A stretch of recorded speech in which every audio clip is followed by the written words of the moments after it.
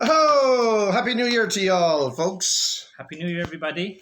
Hope you made it over the New Year celebrations and all intact. And we're back again. Can't get rid of a good thing. That's it, and even harder to get rid of a bad thing. So here we are, another week of Premier League football starting tonight. Yes, it's game week 19, I believe. So this is the halfway point. After this round of games, we'll have a look and see how things are looking at the halfway point. And Brentford start us off again. They do. The Brentford are at home, which is always a dangerous for them. Yeah. But they're at home to Liverpool. Yeah. Whew. Well, Brentford have been playing well. Tony, I tell you, I wouldn't have bet against him. He's scoring goals up to plenty. And they beat West Ham in their last game. They did. Away. I think a lot of that, you can look at West Ham could have some issues. Yeah. Liverpool have rode their luck. You know, money that you get a couple of OGs from the same lad to get you out of trouble. Very unlucky. I'd like Liverpool to win, but I think a draw would be a fine, credible result in a very tough ground to go to these days. They are there, and one all draw. One all draw, you think? Yeah, Brentford have drawn their last 3 games at home. They started off after the break, I think, quite well.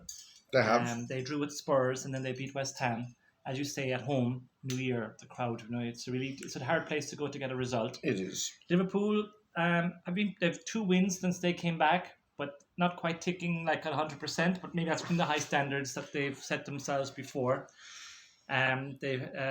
Nunes. We talked about Nunes is that he's getting himself into positions, but he's not scoring. He's got a 9% conversion rate. Yeah, his stats for conversion are among the worst in all the leagues. Yeah, but he's getting himself there, and he's putting defenders under all sorts of pressure, which creates space for others. It does, and okay, he's missing terrible, and they look bad too. When you look at the replays, you wince. Yeah, but I think about it. Patience. He's getting him. It would be a lot worse if he wasn't getting into those positions. Yeah, we've had Benteke and Carroll, and to be honest, they weren't even making opportunities like this. And you also maybe you can compare him a bit to Gabriel Jesus at Arsenal, who also wasn't scoring goals, but was by his work and moving around was creating opportunities for others, Yeah, I can hear you. I wouldn't quite agree with that comparison. I think for such a different player. Nunes is shooting wildly and doesn't pass nearly as much as Jesus does in terms of the quality link-up play that was going on with Jesus. But I hear you. But I'm going to go with a draw as well on this one. Okay. On a little, this is actually traditionally January is Klopp's worst month. We don't like you don't like the January. Okay, moves us on to the league leaders, ahead by 7 points at the moment after surprise drop. Newcastle drop points and City drop points. Arsenal home to Newcastle. Arsenal with a 100% home record this season. 8 from the opening, to win 8 home games in a row. If they do it again, Newcastle will be a club record.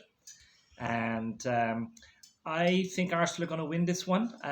Newcastle, all right. They've been really surprising everybody. They're going unbeaten. They drew the last game against Leeds. But defensively, they've the best record, haven't they? I think they're up there definitely. Yeah. But I just look at their team, and I think they're definitely overachieving for this season. And that's a great statement from where they are, because obviously they haven't had the European football, even though they have the money there. They haven't gone crazy yet in the market. They're taking it. I think they're doing it step by step. Maybe they thought this year, let's get to the top 6. Next year, Champions League. Next year, Premier League title or something, Or at least, try and get in the players that will buy in on the project. Yeah, so I look at the Newcastle team and I just think that hopefully on the day, I think Arsenal maybe will turn them over at home.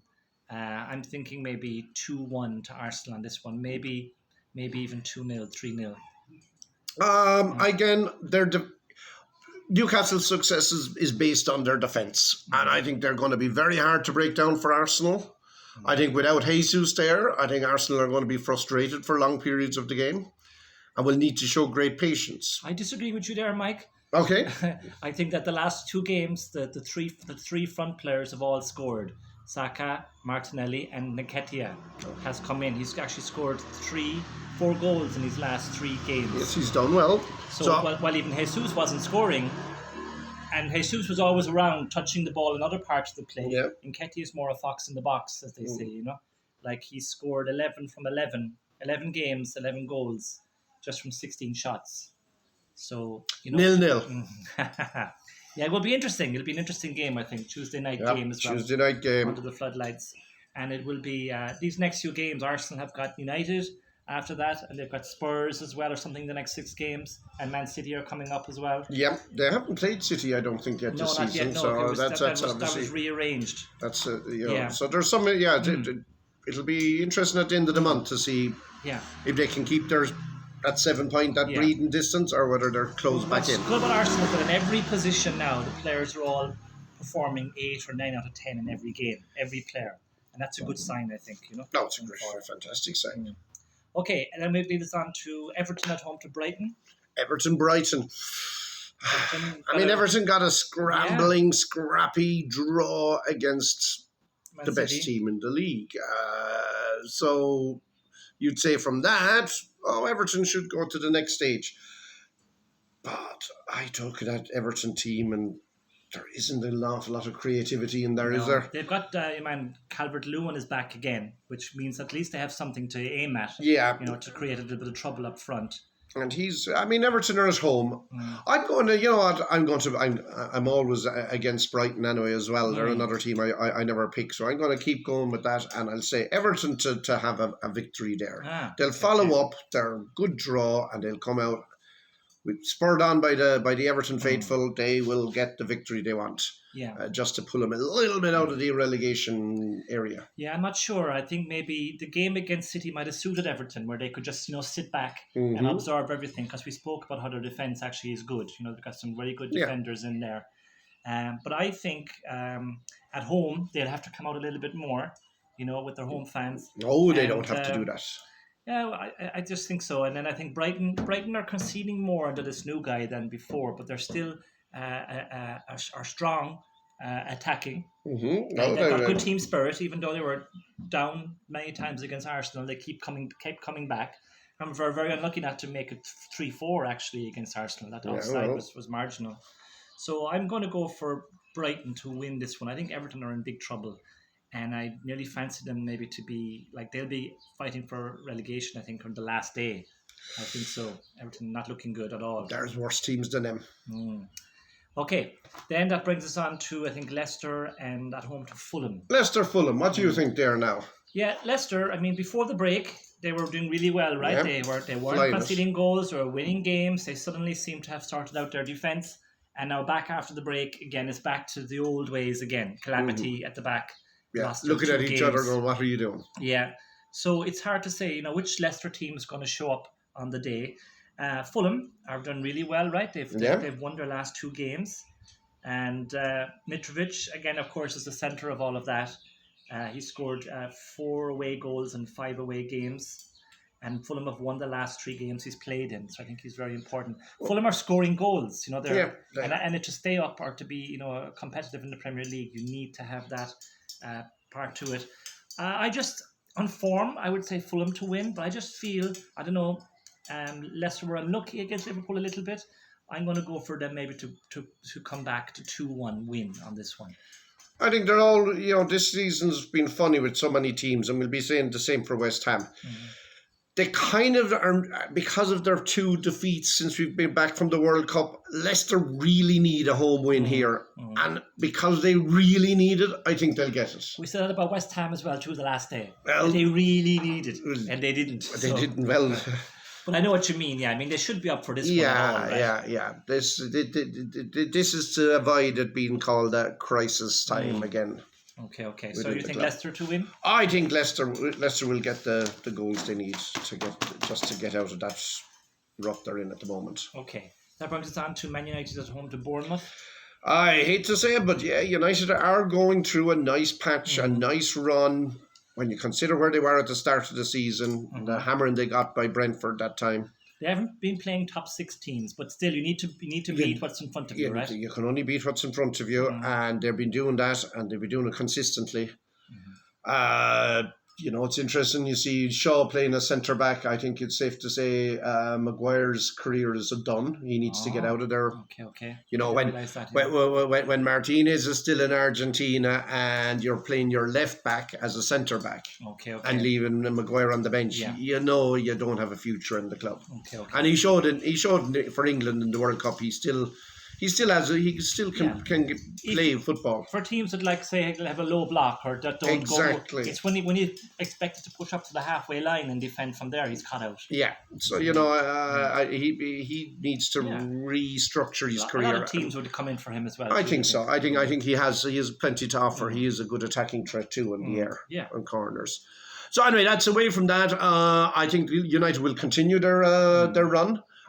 Bournemouth, I've been impressed with him, but O'Neill said it himself that probably the worst performance of his time. Yeah, it's just since he's become the permanent manager. Yeah, it's it's the worst thing to do. We shouldn't have done never that. Never do it. Solskjaer flying it.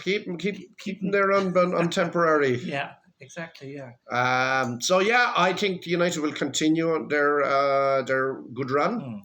This won't be the one to upset them. No. 2-0. Even 3-0. Yeah, Bournemouth as well, looking like one of those three teams that could go down. Southampton, Everton, Bournemouth. No clean sheet away in 18. They've conceded 26 goals in 8 away games this season.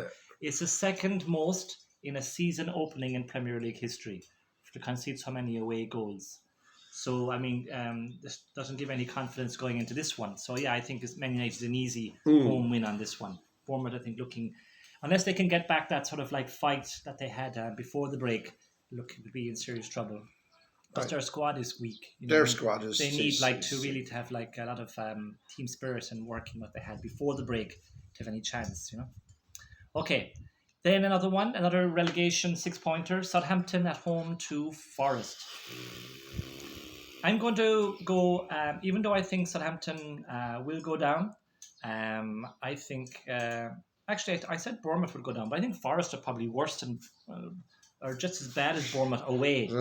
That's what's saving the likes of Everton. Cut. Let's go back. Cut. No, I think that away, Forest have only 2 points or something away all season. Yeah. They've conceded 22 goals away. Only 1 goal scored away from home this season. But shocking stat. On the other side, Southampton have the fewest home points of any club. Yep. They've only 6 points. But you would say maybe a draw might be good for both of them. But I just have a feeling like I felt Leicester would win. I have a feeling actually that Southampton might be able to win this one 1-0. Even though I still think they'll go down at the end of the season. I'll go for another draw here. I think even though, yes, both of them teams need a win. And at home, you'd think Southampton will have the better chances. Since they got rid of Ralph, I've seen him going even more downhill, and I think some of the players have their bags already packed and they're looking to see, well, where will I play next season? Mm-hmm. Maybe so, yeah. So what do you think? A draw? I think a draw. Yeah. Forest were very good against Chelsea, as bad as Chelsea were as well too. But I think Forest at home are a different proposition to away. They're a little bit light. They have a very young sort of lightweight team, I think, and I think Southampton maybe might bully them in this one. Okay. Then another enigma, that is Leeds United, at home against West Ham. Well, yeah, I can't call that one. I'll toss the coin up. West Ham are not as bad as their position is, but they're not doing it. You have to show it, and they're not showing it. Moyes, the points are there. Moyes is do it. Moyes is under pressure, I think. Moyes. I don't know, there's no real plan B or plan C. I don't know. Yes. I don't know, West Ham fans. You can put it in the comments below. Yes, please. Would you be saying, time for Moyes, pack your bag? Yeah. It seems that there's something to change, right? Because there's just... The players are good enough that if that ingredient, that spark came in, I could see him easily getting 4 or 5 wins on the bounce and just push out with that relegation. A bit like Aston Villa under Gerrard. They had a squad and the managers just couldn't get it out of them. Then a new manager comes in and suddenly, Villa are looking at top half of the table. Yeah. So I'm going to go for a Leeds win on this one because Leeds are at home. I think that they just usually are stronger at home with the home fans. Ellen Road is always a difficult place to go. I don't think West Ham will suddenly lift themselves to be able to go into that cauldron and get a win out of it. I'd have to agree with you. I am going to say a draw just out of to make it for a change from what you're saying. For no other reason that, again, the quality of the West Ham players, I think defensively they should be able to nullify a lot of the Leeds threat. Exactly. The midfield is very good. Souček, Declan Rice. Team players. You're really solid and really great shielding, and it's just not working for them. Yeah, it's not working, Okay, speak about Aston Villa. That is a West Midlands derby. Is that what they call it? I mean, derbies. Villa against Wolves. Villa at home to Wolves. Well, here we got 2 new managers who've come in. Both have made an impression. Yeah, definitely. Wolves are actually... It's good to watch Wolves now again. Yep. They're creating opportunities. They still don't have a striker. Per se, Costa is past his best, really. And Rodriguez or Ramirez or whatever his name is, Jimenez Jimenez even. He's not injured. He's injured, I think. Is he? Since he never recovered from that horror injury he had. Yeah, but they've got some good little players there. Like Moutinho. Moutinho, Neves is always there. So they've got good players. He's a skillful player, and he's bringing the best out of them. This guy I can't pronounce, Loptegui. Something else. Yeah, leptospirosis. Emery has made a big difference since he came back, right? Yeah, he's a very intelligent football coach. The Arsenal job maybe came at the wrong time. Again, there was that transition when you had Wenger for so long. He started off really well. I mean, he was unbeaten for a huge amount of time when he first came to Arsenal. But I think there was just the dressing room, that maybe Aubameyang. I think Aubameyang or Ozil maybe before. Yeah, Ozil, Aubameyang. I think there was just a wrong dressing room at some point towards the end of that year there, and I think that came against him as well too. Anyway, but he's proven his worth so far with Villa, and I know Villa fans would be saying, long may it continue. Yeah. And I mean, I would say that Villa will continue their winning goals. This will be tight because it's a local derby. Maybe a 2-1 feisty encounter. Red card could be a big factor here. Yeah, sure. Yeah, I'm going to go for a Villa win. I think Emery is traditionally solid at home. But the biggest thing that Villa have to be afraid of is the statistic that they have lost all 7 games, Villa, since the start of last season, with teams beginning with W. That's a stat, we have to consider that. You don't have to. So, but I'm going to go still for a Villa to win. Yeah, okay. Against Wolves. And I hope we'll never have to hear that stupid stat again. It could be 8 games next week. You'll be hearing it again if they come around again. Yeah, if they're playing Wimbledon, huh? Then, coming on then to Crystal Palace at home to useless Tottenham. Tottenham. It's not the losing was the worrying thing. It was the nature of them. How many shots on target? I think they had 1 in the whole game. Tottenham? Yeah, in the last game. They lost 2-0. They had 1 shot on target. And even at 1-0, there was a lack of urgency. 2-0, their heads were dropped. And even Conte was sitting there. Usually he's animated at the sideline. I think he's a horrible coach to, there now for Tottenham, because we spoke about this before. He's not a nice person. He's not a nice person at all. No, he's not a nice person. No. And that's why every place he goes, he does a few years and he annoys enough people that they like, we don't care that we're winning anymore. But besides that, though, he was never happy with being the coach of Tottenham. No, he wanted the United job. He always wanted something better, and I always think that the players pick up on that as well too. They have to. And he probably came in every day and said, "I don't want to be here, but I'm getting paid so much money." Yes. So anyway, the game, Palace against Tottenham. Look, Palace bounced back. Palace, they had a win. They were unlucky in the last game. The 2 players sent off. 2 players sent off is unlucky or undisciplined, whichever. Yes. Either way, it's they responded well. And I think that, at home, Vieira, I'm so impressed with him as a coach. Of all these great players that were there in the turn of the 90s and the noughties, early noughties, Vieira's really shown that he's got what it takes to be a top coach, more than the other guys. Yeah. And he's getting the best out of this Palace team. Palace at home, it's just tight ground. It is a tight ground. New Year's. The guys know what they're doing. Yeah. I say Spurs don't know what they're doing. And they just can't stop conceding the first goal. Well, when you have a keeper like that lad, Lloris.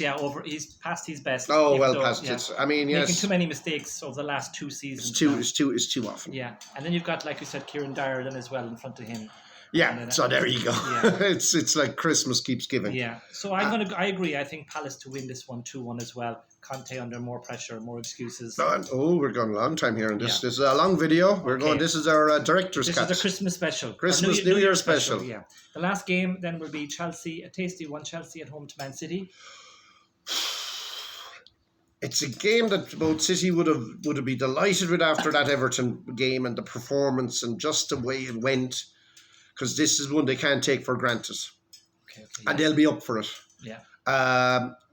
We've seen it when they played United, and that there's no fear of complacency with City going into this one. Chelsea are not the finished deal. There's missing parts.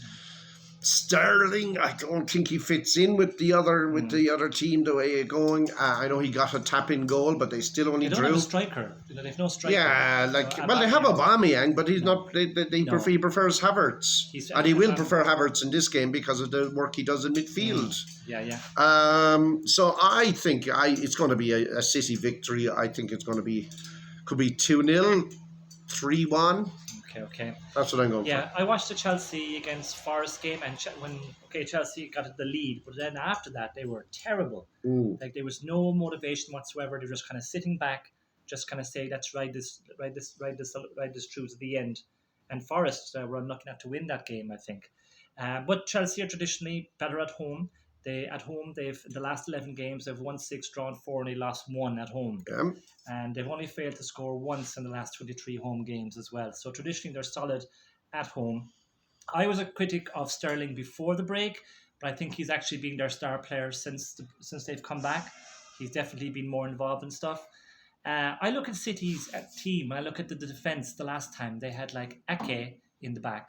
They had John Stones, which by himself is not great. If another guy Akin something, and another player in another back position who I never really wasn't sure. They're not like names. Like think of the Arsenal team, all the Arsenal players are all settled and playing like 8 or 9 or 10 in every game. City just seem to have weaknesses around their team now. Grealish has no confidence to score a goal. He's playing, but he doesn't have the confidence to score goals. He's making a few opportunities, but City just look a little bit poor and relying so much on Haaland at the moment, to get them through all their games. So, long story short, I'm going to go for Chelsea maybe to get another draw against City on this one. There we go. So if his results are right, Arsenal will be extending their lead by even more at the top of the table. Okay, that's it, guys. Thanks very much. Aye, thanks. Yes, we went a bit overtime there, but it's worth it. It was worth it. Ma'am, I told you not to be watering the plants when we're making the video. And yes, sponsored. Bye bye.